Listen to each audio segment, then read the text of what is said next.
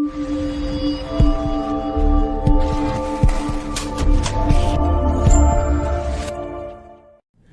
this is Dr. Padda, and I wanted to talk a little bit about addictive eating and its relationship to pain. And I think that there's a fundamental misunderstanding, and people talk about the fact that they bury their emotions in eating, and that couldn't be more true. But there's a bigger factor in play here. So let's talk about a little bit of looping that occurs. There's a natural drive in human beings to achieve pleasure. That's why we all exist. If there was no desire for human beings to achieve any form of pleasure, then essentially we would just be lumps on logs and we wouldn't do anything. We would just wait for things to occur, and we would just be filter feeders. We would be sponges, but we're not. We have legs, we're bipeds, we have arms, we have fingers, we have toes, and we interact with our environment, and we're constantly manipulating our environment to do things. And we're doing it in such a way with millions of years of evolution to the point where we seek out what we need. And we're hardwired, essentially, to seek pleasure. We're hardwired to seek things that benefit us. And one of the primal things that benefits us is our ability to determine what tastes good and what doesn't taste good. And by what I'm meaning by that, what is good in our brain is something that gives us pleasure. Now, when we eat, we get pleasure. When we get pleasure, we get dopamine release. When we get dopamine release, our brain says, hey, this was a good thing, and I'm going to reinforce it. I'm going to send you a signal that says, I like this. And when we get that reinforcement, sometimes we substitute something else that gives us a similar response. So let's go through an example.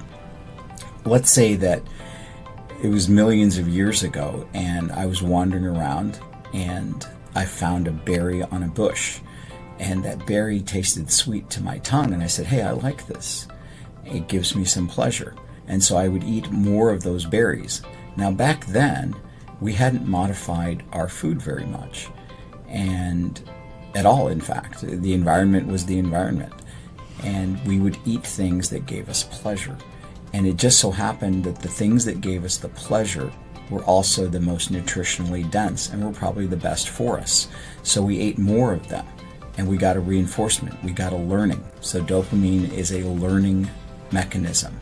And we reinforced that over and over and over again to the point where we would see that blueberry or we would see that honey and we'd go, that thing is going to taste good. I'm going to eat a lot of it. Now let's jump forward to where we are today. We go and we get a bag of potato chips, and all of a sudden they taste really good to us, because our food companies have engineered the food to taste amazing. They know how to hijack our dopamine systems and our pleasure systems. It may not be that it has the same nutritional density or the nutritional benefit. It may not be that it has all the vitamins and the antioxidants and all the protein and all the good stuff that we need. But the food itself has been manipulated to the point where it causes significant dopamine release, and we get reinforcement, and that's why you just can't have just one chip. You end up eating a bunch of chips. You end up eating the whole bag. And so you get that reinforcement. Now, what's this concept of substitution? Well, let's just say that you're eating food and you're eating that bag of Doritos or XYZ substance, and you're getting the pleasure and dopamine release, and you're getting a reinforcement, and you don't have access to it. So you might substitute something else that gives you a similar dopamine release. Now let's take the opposite answer. Let's say that you take a substance, such as a pain medication, which gives you dopamine release, and you don't have access to that. A lot of patients will substitute. They will eat in substitution of the thing that was giving them the dopamine release, which was the benefit that they were getting from the pain medication. So you have to be very careful. This is why a lot of patients that have severe pain end up overeating, and as they overeat, they become metabolically unhealthy. Right now, only 7% of the US population is medically healthy. In the pain population, less than 1%. In fact, we've done studies in our clinic, and it works out to 0.1% of our population comes in metabolically healthy. The reason is that they're substituting. They have tremendous pain. They're looking for an answer. A lot of times they bury their emotions in eating to get the dopamine release. Sometimes they've been prescribed pain medications, and when they can't get those pain medications, they substitute, and they substitute food. And so that's one of the major issues. It's this cycle of eating, pleasure, pleasure to dopamine, dopamine to reinforcement, and then reinforcement to substitution. I want to talk a little bit about processed food addiction and what that really is, because I know that we give lip service to, don't eat processed food, but I think that there's a better understanding that patients need to gather. What is processed food? Processed food is things that have been so manipulated that they no longer resemble anything in nature. And so that means that most of the stuff that we get in our grocery stores, especially the stuff that is food that comes in cans, comes in jars, comes as stored food that can be stored for a long period of time, has been processed, and a lot of times it has become nutritionally deficient.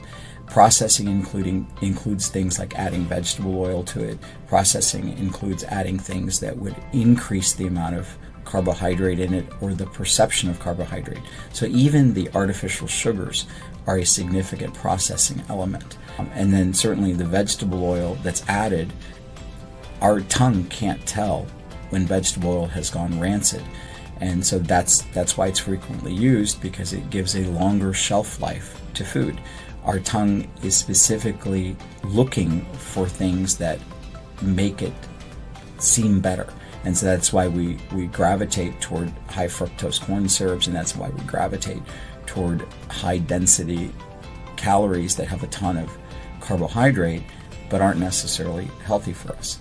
And when we have all of these things, they create triggers. They create reinforced learning through our dopamine system. And so we get these cues that affect our emotions, our body, and it's affected by the environment that we're in, it's affected by the food, it's affected by the relationships that we have, it's affected by loneliness. These are all factors that trigger the loss of control that leads to hyper-addictive food seeking and that concept of addictive eating. These are all cues that are underneath the direct consumption of the food.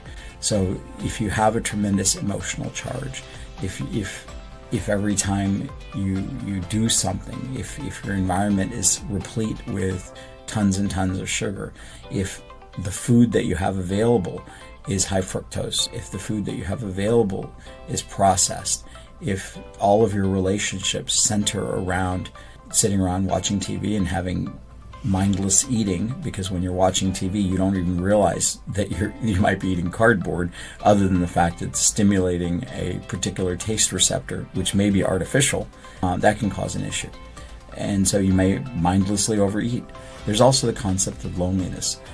Because food causes a dopamine release, some people who are extremely lonely will end up overeating because it makes them feel good. This is also the similar concept as the process addiction from social media, where loneliness further feeds into that process addiction. And fundamentally, I mean, addiction itself is a loneliness issue at the base of it. They've done lots of rat studies and shown that rats that aren't lonely are less likely to eat, or less likely to consume addictive substances, and are less likely to overdose and die.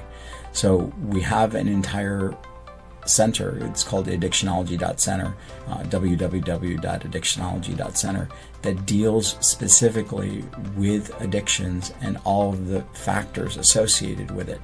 It just so happens that there's a huge overlap between pain and addiction, and it's through that dopaminergic receptor and the learning that occurs and the guidance that dopamine gives to our brains as in terms of what's good and what's not good and what we want to consume. If you have any questions, please feel free to reach out to me, and I'm happy to have a discussion and see where we can work together. Thanks.